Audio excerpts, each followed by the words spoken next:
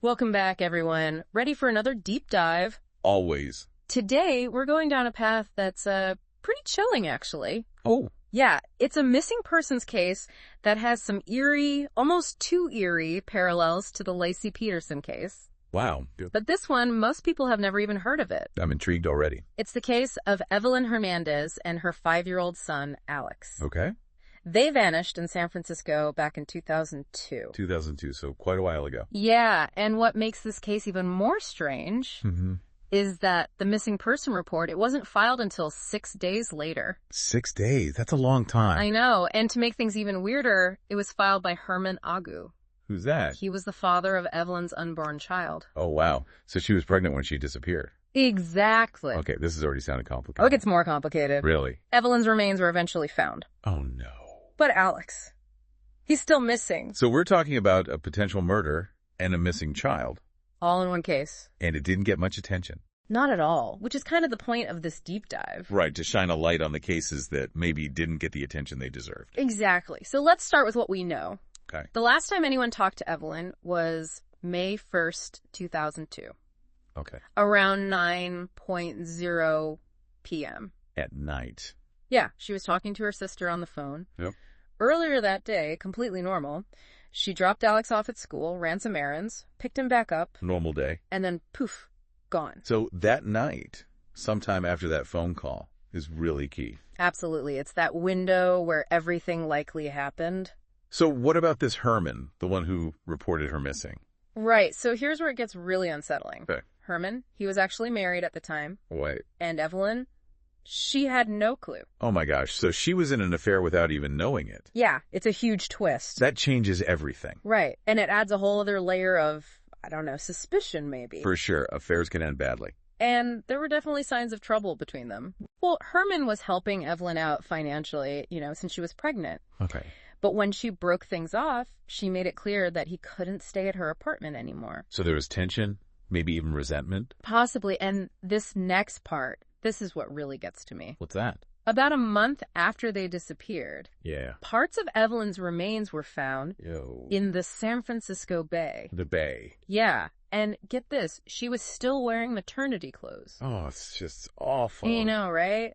Just such a disturbing image. It is, but it's also a crucial piece of evidence. Right, but despite finding her remains, the investigation just stalled. Really? They couldn't figure out what happened to her, and of course, Alex was still missing. This is so sad. Just tragic. It is, and it makes you wonder if maybe, just maybe, things would have been different if this case had gotten the same attention as, say, Lacy Peterson. The media can have such a huge impact on these cases. Right. Lacy Peterson, she was all over the news, but Evelyn, barely a mention. 2 pregnant women, both disappearing around the same time, both found in the Bay. And yet, such different levels of attention. Makes you think. It really does. There's another detail that always stuck with me about this case. Oh. Evelyn's wallet. How about it? It was found, abandoned in a parking lot. Okay. Near a gas station that Herman, the guy we were talking about, often went to. Really? So are we thinking this could be a clue?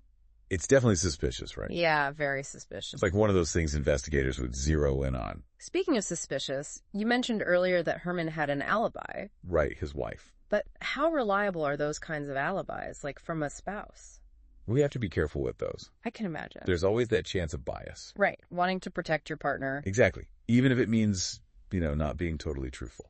So the investigators couldn't just take his wife's word for it? Nope. They had to dig deeper, look for other evidence. Which makes that wallet thing even more interesting. For sure. Especially if it was actually Herman who left it there. It's like a breadcrumb trail. Kind of. But we also have to remember that wallet was brand new. Right, you said that earlier. So it's possible someone could have planted it there, trying to throw the investigators off. Like a frame job.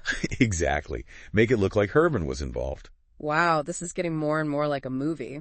Life could be stranger than fiction, right? So we have this pregnant woman, disappears, a relationship with a married guy, a wallet found in a weird spot, and then her remains in the Bay. Yeah, it's a lot. But what about Alex? That's the biggest question mark in this whole case. I mean, no sign of him anywhere. It's just heartbreaking to think about. Did the investigators have any ideas, any theories about what could have happened to him? The police think that, that he was also murdered. Oh, wow. But there's no proof, no evidence, nothing. It's like he just vanished into thin air. It's every parent's worst nightmare. I bet they searched everywhere for him. Oh, I'm sure they did, but nothing turned up. Makes you think, though, with all the attention on the Lacy Peterson case, Right. could that have actually hurt the investigation into Alex's disappearance? It's possible. Resources are limited. Right, so if everyone's focused on one big case... The other cases might get less attention. Exactly. And remember how we were talking about how the media tends to focus on certain types of victims? Yeah. Evelyn, she didn't really fit that, the typical mold. Unfortunately, that happens a lot. So sad, though, because every victim deserves justice, deserves to be remembered. Absolutely. Every single one. It's just not right that some cases get all the attention and others are basically forgotten. Exactly. It shouldn't be about who gets the most media coverage. Right. It should be about finding the truth no matter who the victim is. That's what we should be striving for. It's almost like society decides which victims are worthy of our sympathy and which ones aren't. It's a disturbing thought, but there's some truth to it. And then to see that article calling Evelyn the other Lacy Peterson. I remember that. So dehumanizing. It's like her story only mattered in relation to someone else's tragedy. Exactly. She was a victim in her own right. And her story deserved to be told just as much as anyone else's. It's like they were saying, oh, another pregnant woman missing. That's already been done. It's just awful. It's like we as a society have become desensitized to these kinds of stories. We can't let that happen. Okay, so back to the unanswered questions. Herman, he's still a person of interest, right? He is. But they never charged him with anything. Nope, no charges. He talked to the police at first. Right, initially he cooperated. But then he got a lawyer and stopped talking. That's pretty standard, legally speaking. So now we're left with this whole mess of circumstantial evidence, a child who's still missing, a suspect who won't talk, and a whole lot of silence from the media. It's frustrating, especially for Evelyn's family. They deserve answers. They do. But sadly, without new leads, this case might just stay cold forever. It's not fair. I know. But even though it's been so long, we can't forget about Evelyn and Alex. We have to keep their memory alive. And hope that maybe, someday, someone will come forward with new information. Maybe that's what this deep dive will do. Maybe someone listening knows something, anything. That could help. That would be incredible. It's a long shot, but you never know. It's worth a try. Every little bit helps, right? Absolutely. We can't give up hope. Evelyn and Alex deserve justice. And we can all play a part in making sure their story is heard. It's cases like Evelyn's that really get to me. Yeah, they're tough. It makes you think, how much power the media really has. Oh, they have a ton of power. I mean, they can literally make or break a case. It's true. The more attention a case gets, the more pressure there is on the police to solve it. And the more likely it is that someone with information might come forward. Exactly. So those cases that don't get that attention, It just kind of fade away. it's sad, but it happens more often than you think. It's like those victims, their stories just disappear. And that's why we do this, right? This deep dive. Yeah, to give those forgotten cases a voice. To remind people that these were real people with real lives. And they deserve justice just as much as anyone else. So for everyone listening, we need your help.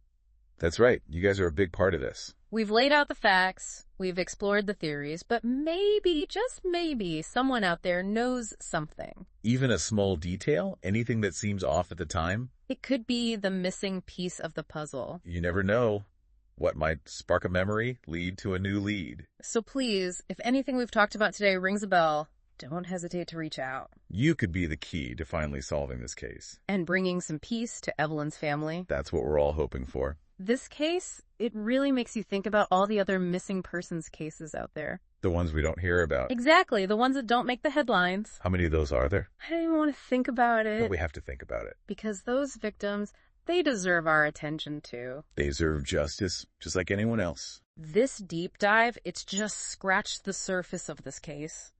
There's so much more to uncover. But even with all the unanswered questions, one thing's for sure. What's that?